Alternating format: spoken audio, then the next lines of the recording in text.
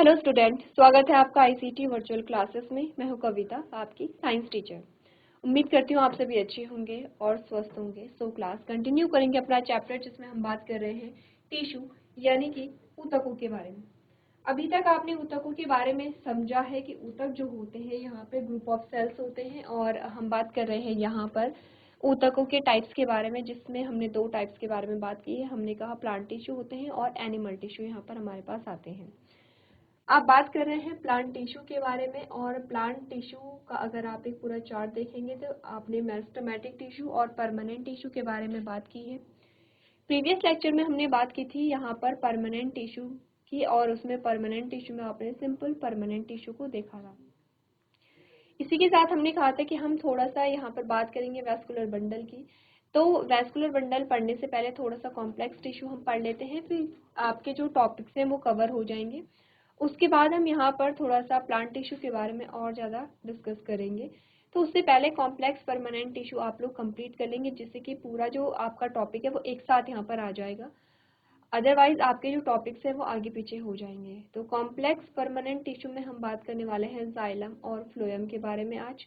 Xylem और phloem का नाम आपने पहले भी सुना होगा जब आपने बात की होगी यहाँ पर क्लासिफिकेशन के बारे में। और प्लांट्स में आपने कहा था कि अलग अलग ग्रुप्स पाए जाते हैं, जैसे कि आपने कहा थैलोफाइट है, ब्रायोफाइट है, टाइडोफाइट है, जिम्नोस्पर्म है और एंजियोस्पर्म है। ये सारी शॉर्ट फॉर्म आपके पास आती हैं।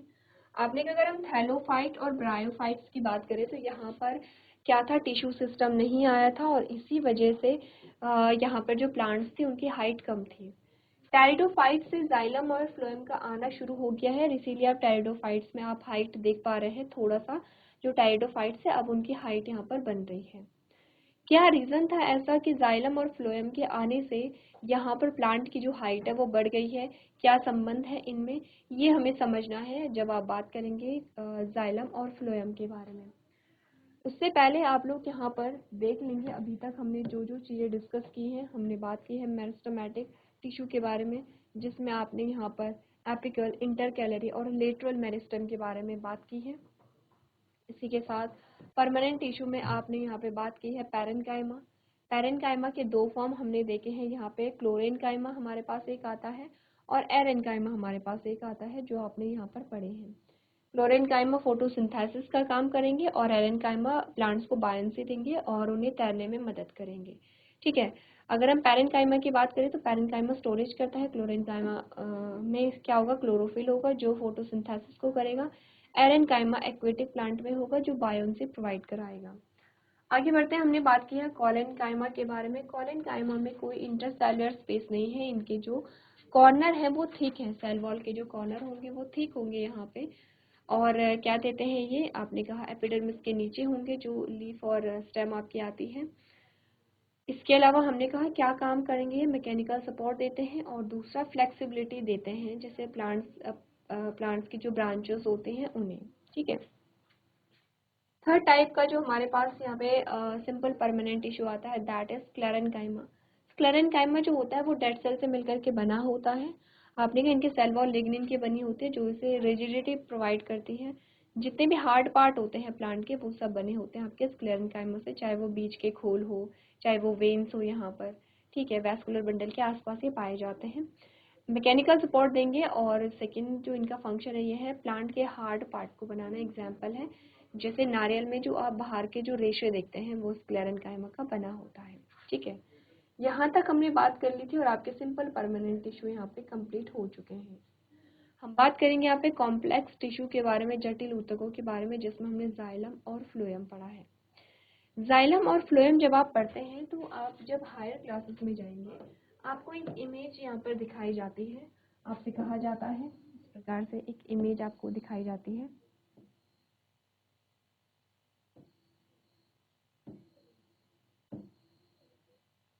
ठीक है,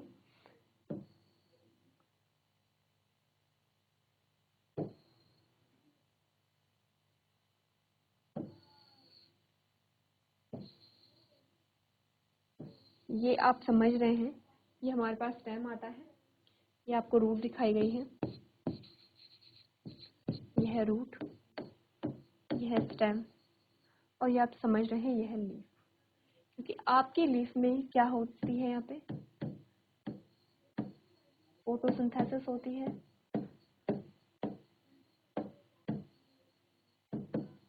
फोटोसिंथेसिस होती है तो यहाँ पे क्या बनेगा, फूड बनेगा। इस फूड को अगर मैं जी लिखूं तो जी का मतलब क्या था, ग्लूकोज। आप हायर क्लासेस में आ चुके हैं, ऐसे हम ग्लूकोज लिख सकते हैं। अब आपके तने से लेकर के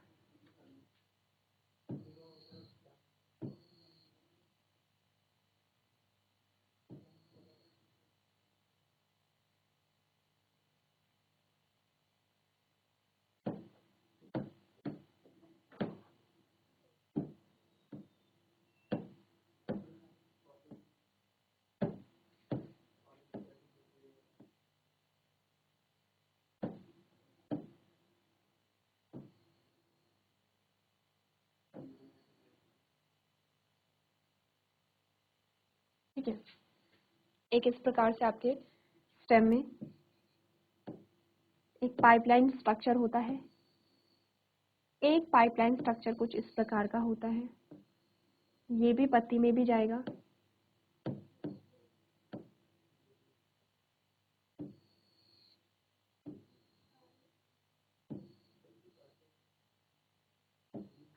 अब ऐसा नहीं है कि ये एक दूसरे के ऊपर जा रहे हैं, आपको चीजें समझनी है कि हो क्या रहा है।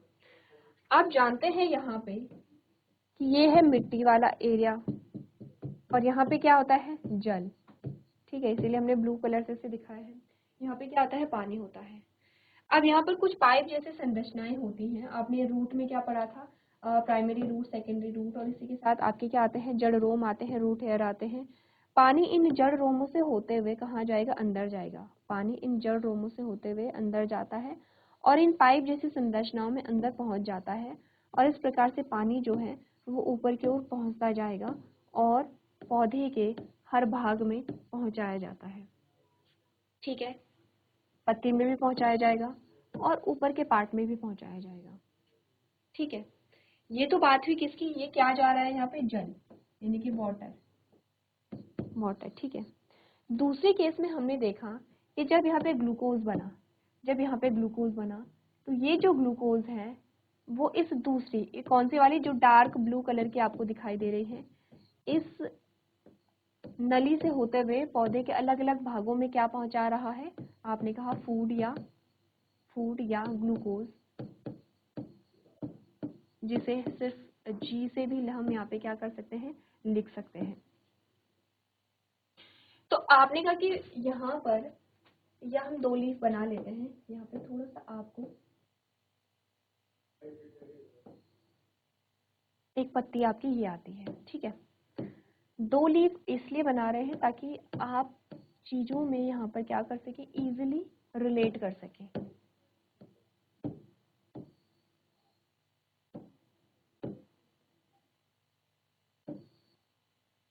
ठीक है,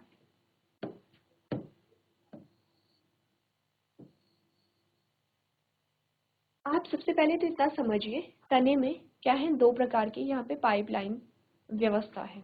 ठीक है, ब्लैंक पेज में आप अच्छे से यहाँ पे क्या कर पाएंगे, रिलेट कर पाएंगे। ये हमने बनाए हैं स्टेम, ये हमारे पास आया है स्टेम, और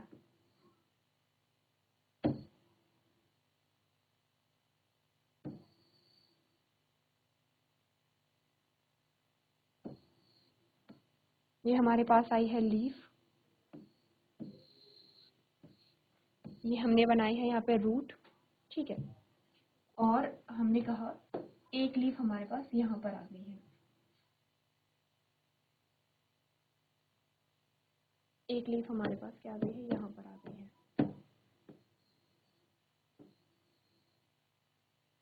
ठीक है, इसमें हमने दो पाइप जैसी संरचनाएं बनाई हैं इस प्रकार से।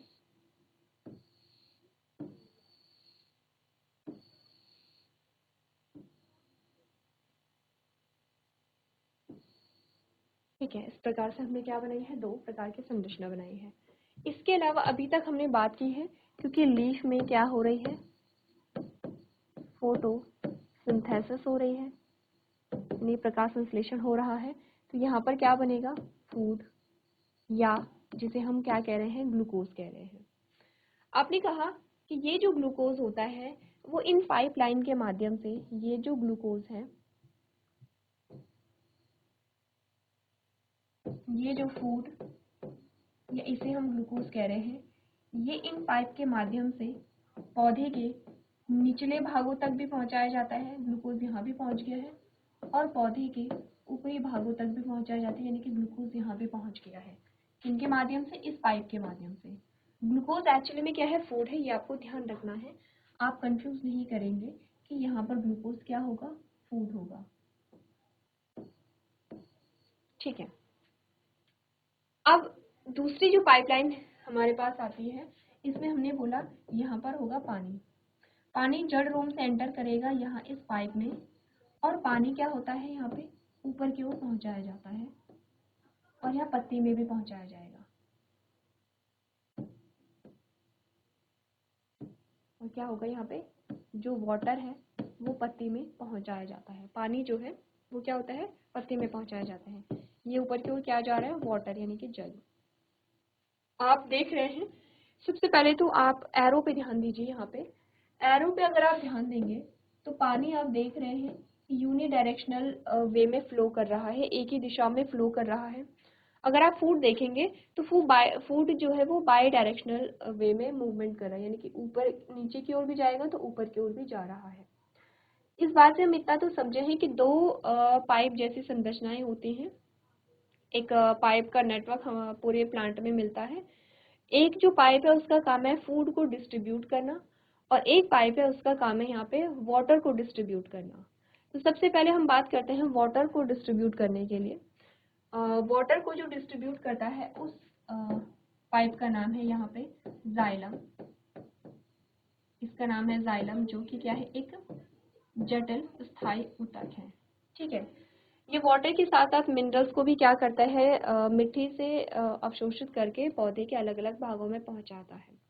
सेकेंड बात करें कि जो फूड को डिस्ट्रीब्यूट करेगा, जो भोजन का वितरण करेगा, इसका नाम है यहाँ पे फ्लोएम।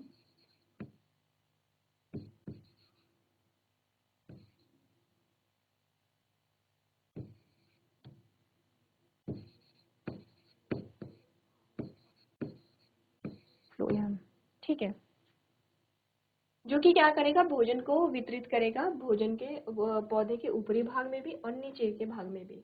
पानी यूनिडायरेक्शनल ही होता है, क्योंकि पानी को नीचे से एब्जॉर्ब किया जा रहा है, क्योंकि भोजन जो है वो बीच में बनेगा, पत्तियों में बनता है। क्योंकि पत्तियों से ऊपर भी भाग होते हैं, पत्तियों से नीचे भी भाग होते हैं, तो इसलिए दोनों साइड क्या होता है, फूड को पहुंचाया जाता है। क्योंकि आपके रूट्स यानी कि जो प्लांट्स के रूट्स होती हैं उनमें फूड का फॉर्मेशन नहीं होता है, भोजन का निर्माण नहीं होता है। ठीक है। तो आपने कहा कि ये आपके आते हैं जो जटिल स्थायी ऊतक है, जाइलम एंड फ्लोएम। अब हमारे पास क्वेश्चन ये आया था कि जाइलम और फ्लोएम के होने से प्लांट की ग्रोथ का क्या रिलेशन है। आप देख पा रहे हैं कि अगर जाइलम और फ्लोएम है तो ये बहुत ऊंचाई तक भी पानी और भोजन को पहुंचाने में मदद कर रहे हैं। अगर जाइलम और फ्लोएम ना हो तो ये भोजन और ये जो यहाँ पे पानी है ये पौधे के दूर भागों तक नहीं पहुंच पाएगा। क्योंकि प्लांट को नीड होती है एनर्जी की, जैसे सभी जीवों को होती है अपनी ग्रोथ एंड डेवलपमेंट के लिए, वैसे ही प्लांट को भी होगी। क्योंकि उसे सही टाइम पर पानी और फूड नहीं मिल पाएगा तो इसलिए इनकी ज़्यादा ग्रोथ नहीं होती है। तो ग्रोथ तब देखने को मिलती है जब टिश्यू सिस्टम यहाँ पर आ जाता है प्लांट्स में। ठीक है। इसीलिए हमने कहा टाइडोफाइट्स में अब जाइलम और फ्लोएम आ गए हैं, तो उनकी हमें क्या देखने को मिल रही है, जो हाइट है, जो लेंथ है, वो अब देखने को मिल रही है। इससे पहले थाइलोफाइट जो होते हैं उनमें हमने कहा कि यहाँ पर उनमें जो ऑर्गन डिफरेंशिएशन था वही नहीं हुआ था। ब्रायोफाइट में आपने कहा कि अभी ट्रू रूट, स्टेम और लीफ नहीं आए थे। तो इसी प्रकार से आपने कहा कि वहाँ पर आपने देखा कि प्लांट में हाइट नहीं मिल रही थी। ठीक है। एक चीज तो ये है। दूसरा आता है कि दिशाओं का ध्यान रखना है, जो अभी हमने बात की कि वाटर यूनिडायरेक्शनल मूवमेंट करता है, फूड बाई डायरेक्शनल मूवमेंट करता है। अगर वाटर के बारे में हम बात करें थोड़ा सा और बात करें तो ये है जाइलम। ये पहुंचाता है पत्ती तक पानी को। एक्चुअली में वाटर के मॉलिक्यूल मूव कैसे करते हैं अगर आप देखेंगे तो वाटर के जो मॉलिक्यूल है ऐसे एक चेन बनाते हैं। ठीक है। और पत्ती तक पहुंच जाते हैं। अगर पत्ती में एक्सेस अमाउंट ऑफ वाटर आ जाता है, यानी कि अतिरिक्त जो पानी आ जाता है, तो क्योंकि इस टाइम पे जो पानी है, जो वाटर है, वो क्या है, लिक्विड की फॉर्म में है। एल से क्या डिनोट करते हैं, लिक्विड। आपने केमिस्ट्री में देखा होगा, हम कोई भी चीज लिखते हैं उसकी जो स्टेट लिखते हैं, सॉलिड, लिक्विड, गैस, तीनों में से कोई एक होती है। और हम ब्रैकेट में अगर गैस है तो जी लिखेंगे, लिक्विड है तो एल लिखेंगे, और सॉलिड है तो हमने कहा एस हम लिखेंगे। तो वाटर क्या है, लिक्विड फॉर्म में है। यहाँ पर वाटर लिक्विड फॉर्म से गैसीय फॉर्म में क्या हो जाता है, कन्वर्ट हो जाता है। अब अगर वाटर गैसीय फॉर्म में कन्वर्ट होगा तो उसे क्या कहेंगे हम, स्टीम या वाष्प कहेंगे हम, ठीक है। तो हमने कहा अब पानी जो है वो क्या किया है, वाष्प के रूप में बदल गया है। यहाँ पर क्या होता है, स्टोमेटा होते हैं, स्टोमेटा ओपन होते हैं, और जो वाटर है वो गैस की फॉर्म में बाहर निकल जाता है। इस प्रोसेस को क्या कहते हैं, इवेपोरेशन कहते हैं। यानी कि आपने कहा कि इवेपोरेशन आप नॉर्मल लैंग्वेज में कहेंगे, ठीक है। इसे हम क्या कहेंगे, वाष्पोत्सर्जन कहेंगे। यानी कि वाष्पीकरण और वाष्पोत्सर्जन दोनों में डिफरेंस होता है। आपने कहा अगर हम वाष्पीकरण की बात करेंगे तो सिंपल सा पानी का गैसीय रूप में बदलना जो है वाष्पीकरण है। इस केस में हम इसे क्या कहेंगे, यहाँ पे ट्रांसपिरेशन कहेंगे, इवेपोरेशन नहीं कहेंगे, ट्रांसपिरेशन कहेंगे। क्योंकि ट्रांसपिरेशन अगर वाष्पोत्सर्जन की प्रक्रिया या अगर इवेपोरेशन की प्रक्रिया प्लांट में हो रही है तो उसे हम अब इवेपोरेशन नहीं कहेंगे, ट्रांसपिरेशन कहेंगे। यानी कि उसे अब हम वाष्पीकरण नहीं कहेंगे बल्कि वाष्पोत्सर्जन कहेंगे, ठीक है। तो आप देख रहे हैं कि जब यहाँ पर ये मॉलिक्यूल गैसीय फॉर्म में कन्वर्ट हुआ है और ये जब वाटर के फॉर्म में बाहर निकल जाता है तो ये जो स्पेस है खाली हो गया है।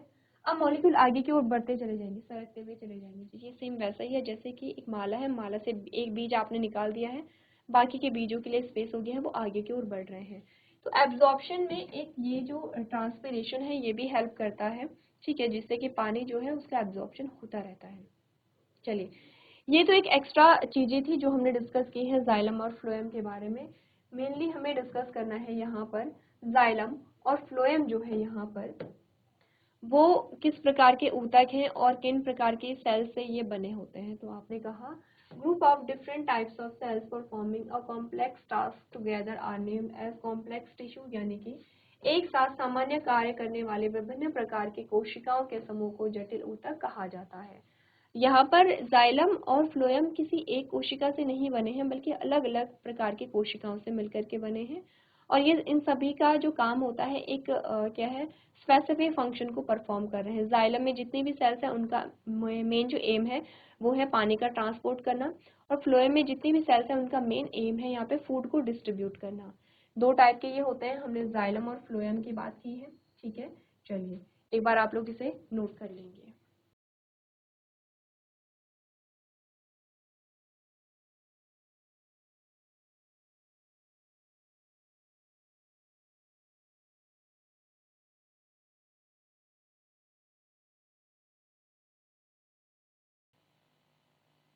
चलिए आगे बढ़ते हैं और एक एक करके अपने जो कॉम्प्लेक्स परमानेंट टिश्यू उनके बारे में अगर हम बात करें तो सबसे पहले हमारे पास यहाँ पे जाइलम और फ्लोएम की एक इमेज आपके पास आती है जो बताती है आपको कि जाइलम और फ्लोएम का जो स्ट्रक्चर है वो कितना कॉम्प्लेक्स है। आज थ्योरी पोर्शन पढ़ेंगे और नेक्स्ट लेक्चर में हम डिस्कस करेंगे इन सेल्स के जो स्ट्रक्चर है उनके बारे में। सबसे पहले हमारे पास आता है जाइलम, जो कि जिसका मेन जो फंक्शन होता है वो है वाटर का कंडक्शन करना, यानी कि जल का संवहन करना। जल और खनिज दोनों ही क्या करते हैं, ये वितरण करते हैं। हमने कहा this is the tissue that transport water and nutrients from root to upper part of plant. आपने कहा जाइलम वह ऊतक है जो पानी और पोषक तत्वों को जड़ से पौधे के ऊपरी हिस्से में पहुंचाता है, ठीक है।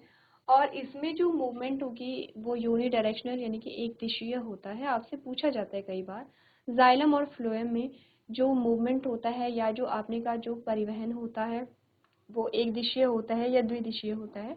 आपको ये चीजें ध्यान रखनी है। आपने कहा this is composed of 4 types of cells. अब ये 4 अलग अलग प्रकार की कोशिकाओं से मिलकर के बना है। जैसे सिंपल परमानेंट टिश्यू में हम बात कर रहे थे कि सभी कहीं एक ही प्रकार की कोशिकाओं से मिलकर के बने हैं, ये 4 अलग अलग कोशिकाओं से मिलकर के बने हैं।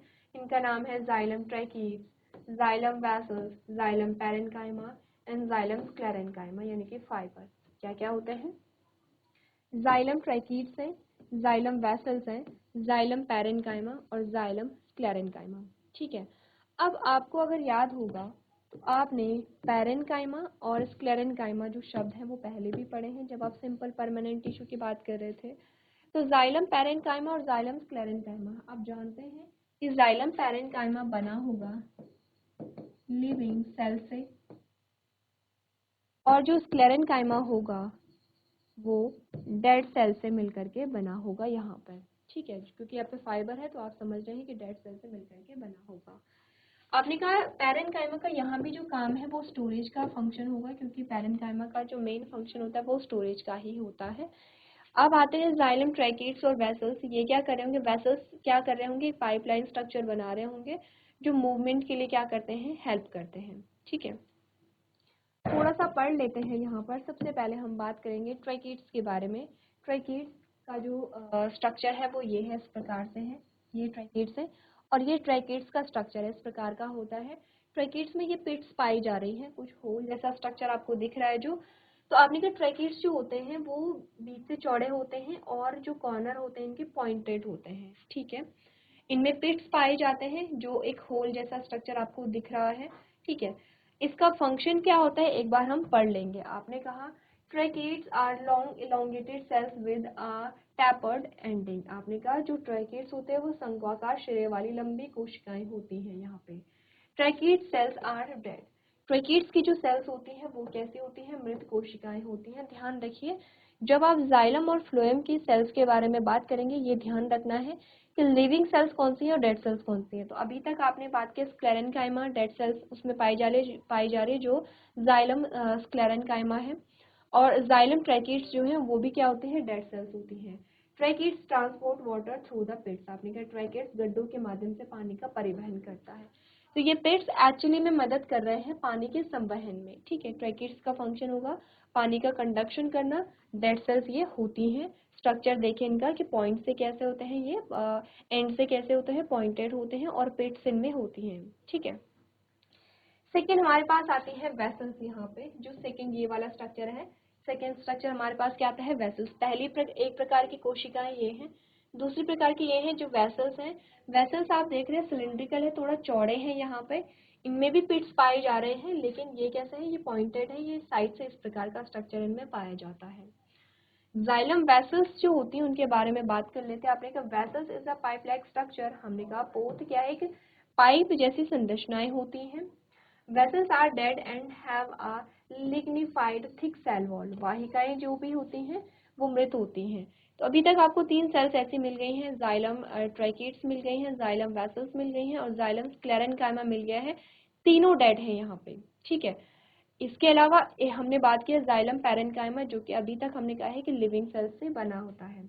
चलिए वेसल्स में वापस आते हैं। आपने कहा upper end lower portion of cell wall is absent. इनमें कहा है, इनमें क्या होती है, लिग्निफाइड मोटी कोशिका भित्ति होती है। कोशिका भित्ति का ऊपरी एवं निचला भाग जो होता है वो क्या होता है, अनुपस्थित होता है। किसमें, वेसल्स में। तो चलिए, आपने ट्रैकेट्स और वेसल्स के बारे में पढ़ा है, आपको दोनों का डायग्राम भी बनाना है और उनके बारे में लिखना भी है कि आपको क्या क्या चीजें यहाँ पर बताई गई हैं।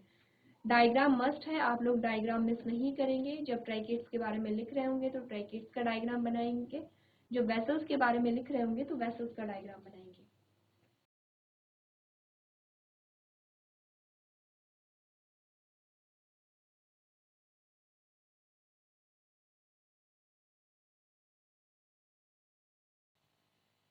चलिए, तो आपने नोट कर लिया होगा। आगे बढ़ेंगे, आपके पास पैरेन्काइमा और स्क्लेरेन्काइमा आता है। तो हमने पैरेन्काइमा के बारे में बात की है, they are living cells, they store food and nutrient. Parenchyma जीवित कोशिकाएं हैं, भोजन और पोषक तत्वों का भंडारण करते हैं। स्क्लेरेन्काइमा अगेन डेड सेल्स से मिलकर बनी होती हैं, they provide mechanical support to the plant. Sclerenchyma क्या होती है, मृत कोशिकाएं होती हैं और पौधे को यांत्रिक सहायता प्रदान करती हैं। तो आपको यहाँ पर बना करके लेकर के आनी है चारों प्रकार के सेल्स जिनसे मिल करके जो आपका जाइलम है वो बना होता है। हमारे पास रह जाता है फ्लोएम का पोर्शन, और फ्लोएम के अलग अलग कोशिकाओं के बारे में हम बात करेंगे। एक बार आप लोग घर से इसे रीड करके लेकर के आएंगे। तो आज के सेशन में हम इतना ही करेंगे। अभी तक क्लास में बने रहने के लिए आपका धन्यवाद।